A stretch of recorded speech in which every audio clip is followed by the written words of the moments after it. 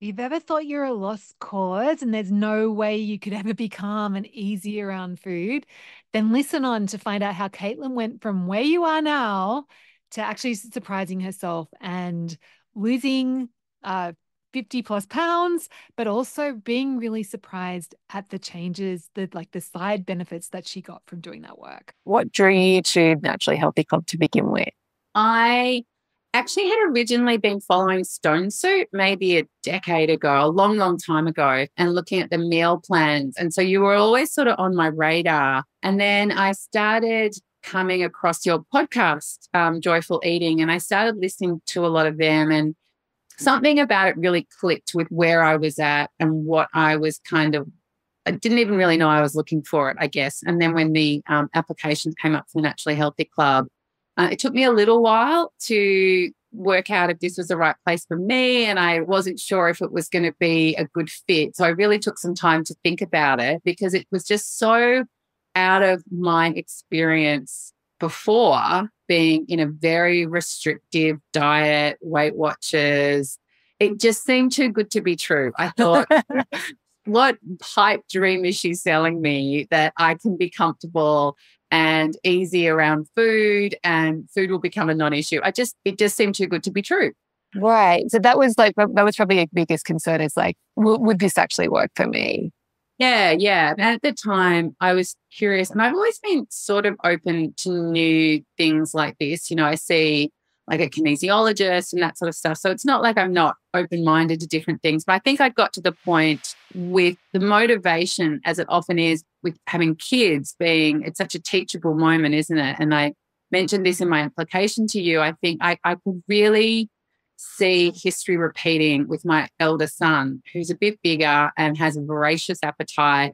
And I could see that I really needed to get a handle on this to be the parent that my kids deserved. And that was really the driving force, because I'd almost accepted that I was just going to live in this uncomfortable body. I was 44 and I decided I was done trying, which now I say that out loud is just, oh my God. Yeah.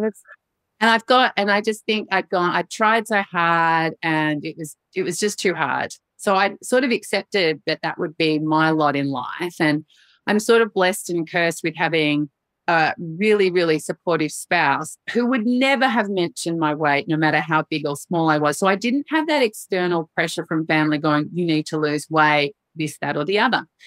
So I thought I'll just be this size and I'll just keep wearing big black capes for the rest of my life, and that's fine. And I was sort of bit fat, so I could still hike, I could still play tennis, I could do that sort of stuff. So it wasn't to a point where it was really, well, I didn't think completely inhibiting my lifestyle. But now I look back, it 100% was. But so looking at my son's relationship to food, and it's that kind of thing where, you know, they say that the thing that irritates you most about your kids is what you recognize in yourself.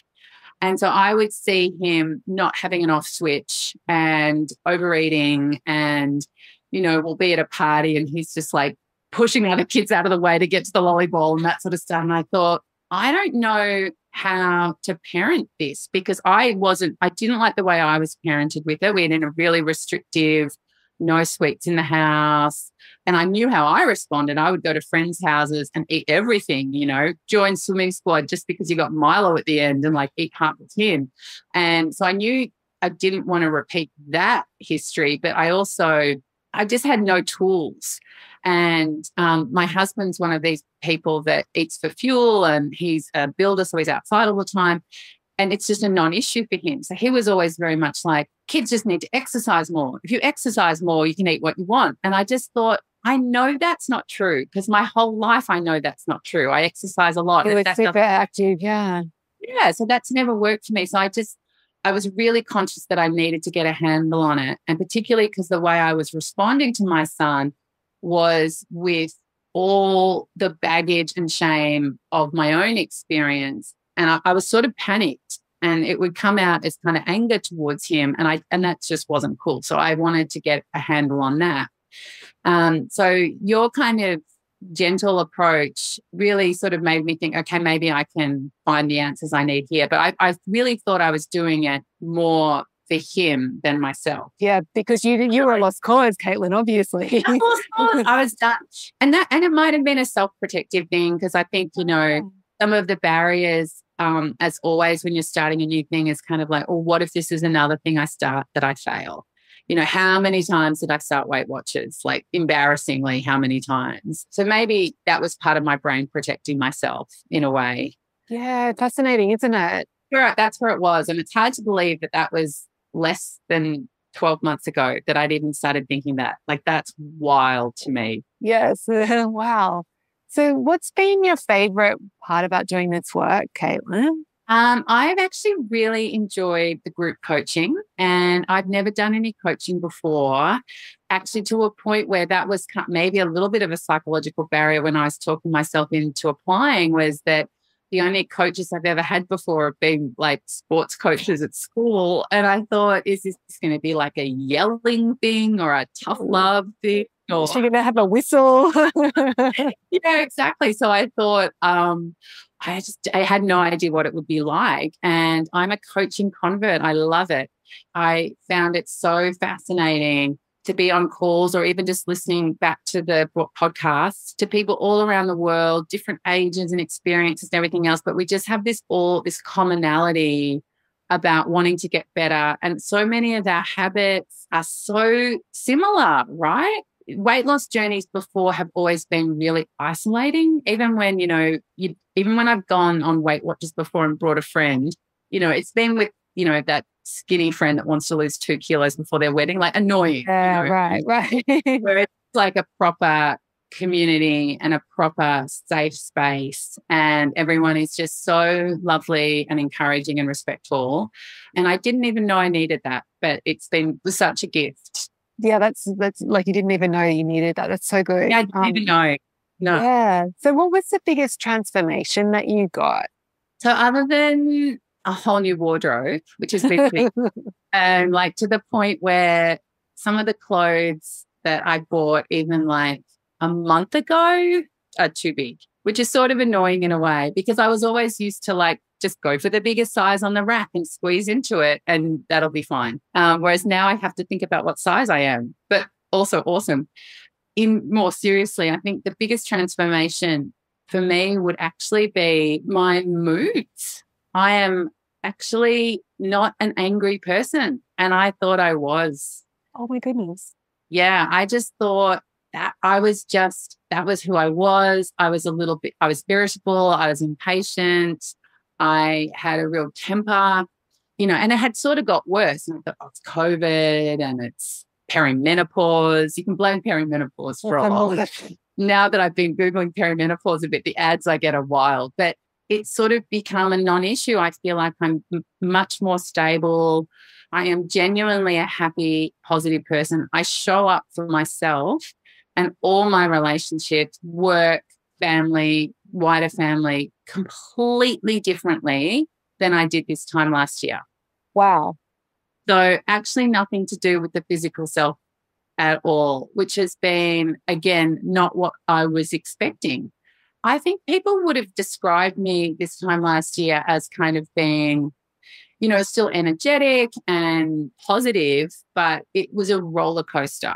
And as usually happens, your closest kind of gets the worst of you as well. So I would be just this roller coaster of kind of binge eating, self-loathing, restriction. And I just don't think I was actually nourishing my body properly, to sleep well, to exercise properly. So everything just feels just calm and in balance. This is so great, Caitlin. It's so great. And like, I'm sure like the biggest one, of course, is with my mum, who I've had a pretty strained relationship for a long time. And I've just seeing that whole relationship through a different lens. And I think a lot of the coaching, and actually just being coached as well, as you always say, it's like, assume people have positive intent. That's massive.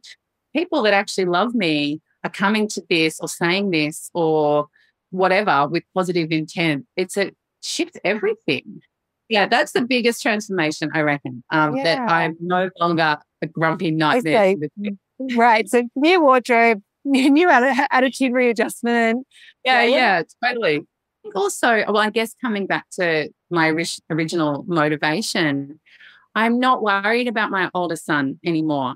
It's just become sort of a non-issue. Like I find that I can talk to him.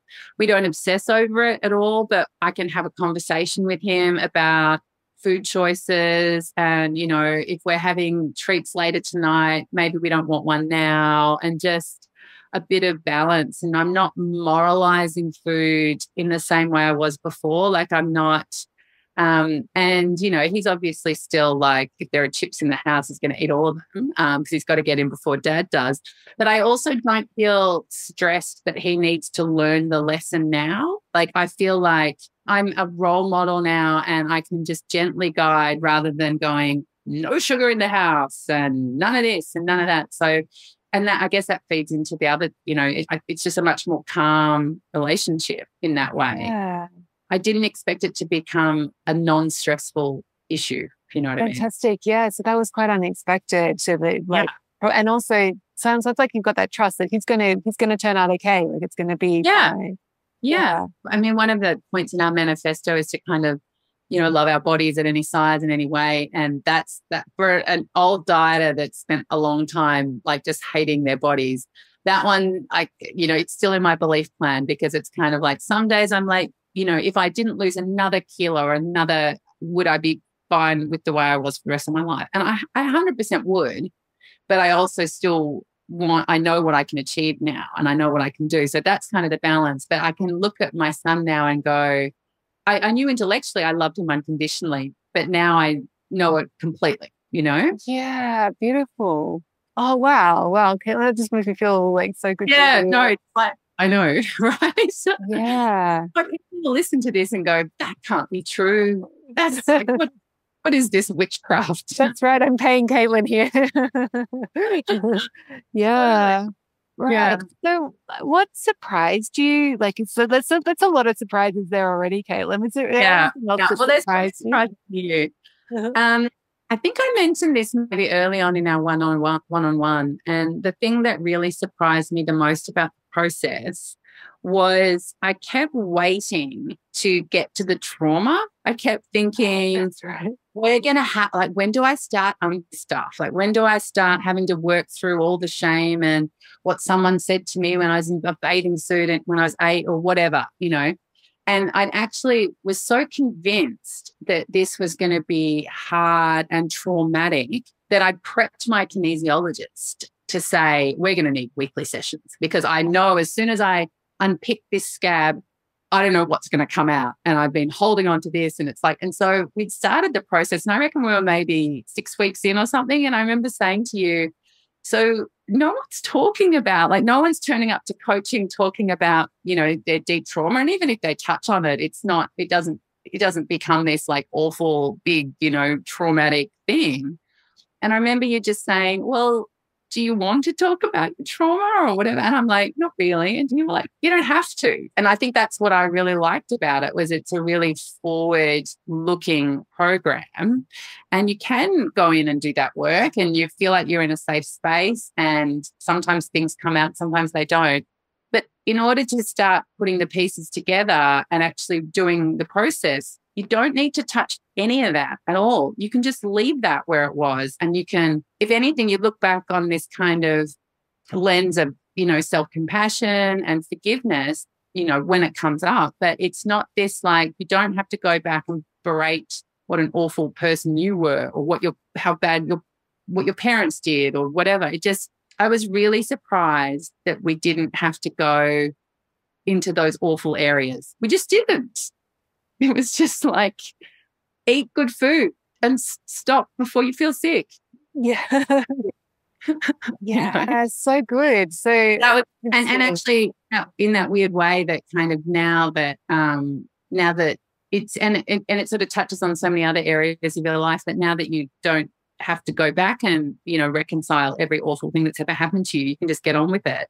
It's amazing. Suddenly you look at all of your life's lens and relationships and work and everything else. It's like, just start today and just do it today and see what happens, you know?